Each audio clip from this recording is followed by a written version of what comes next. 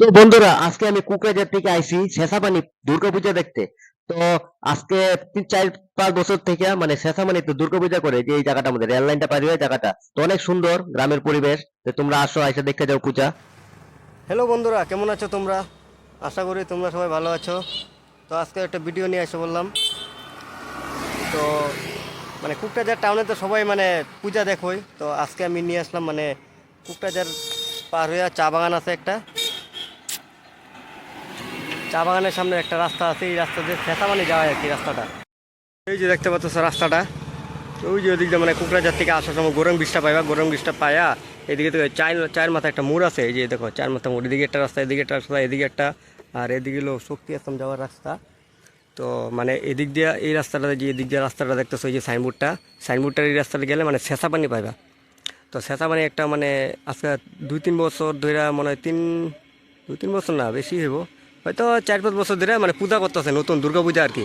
তো চলো আজকে তোমরা সবাইরে দুর্গা পূজাটা শেষামানির পূজাটা, তোমাদের প্যান্ডেলটা দেখা দিই আর কীরকম টাইপের পূজা করে ওরা, ওই জায়গাটা তোমাদেরকে দেখা দিই। টাউনের তো অনেক মানুষ আসছে, এই শেষামানির ওই পূজা দেখতে কেউ যায় না, অনেক ভিতরে না, এর জন্য কেউ যায় না। তো আমি ভিডিওর মাধ্যমে তোমরা সবাইরে দেখা দিই শেষামানির পূজাটা। তো চলো যাই দেখি কীরকম প্যান্ডেল করছে, কীরকম আয়োজন। তো বন্ধুরা দেখতেই পাচ্ছ, এই যে দেখো রেল লাইনটা দেখছো, রেল লাইনটা পার হইলেই শেষাপানি পায়ে দেবো। ওই যে দেখতেছ, ওই যে দুর্গাপূজার প্যান্ডেলটা বানাইছে। তো ওইখানে যাবো শেষাপানির দুর্গাপূজার প্যান্ডেলটা দেখি ওরা কীরকমভাবে পূজা করে।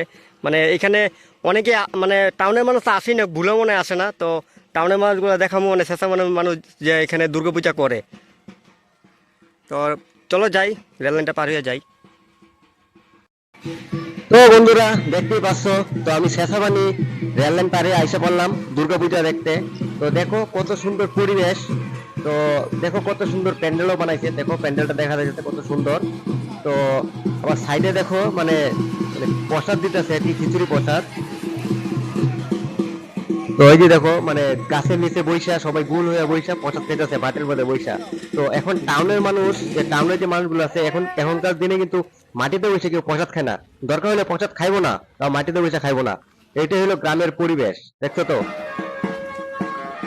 তো চলো যাই, ভিতরে যাই। ভিতরে যাই অল্প তোমাদেরকে ভিতরের প্রতিমা নন্দু ঠিক দর্শন আছে করায় তুই? দিই। কত সুন্দর বানাইছে প্রতিমা, আর ভিতরে লোকজনও আছে। মানে কি বলবো, আর অনেক সুন্দর লাগছে, অনেক সুন্দর। গ্রামের পরিবেশটাই অন্যরকম, দেখো সবাই কত মিল আছে, কই সবাই পেটলা একতা কই? আছে। দেখো পেটলা কোনো হিংসা টিংসা নাই। আর হিংসা টিংসা সব আমাদের সব টাউনেই সব এইগুলা, বুঝছো।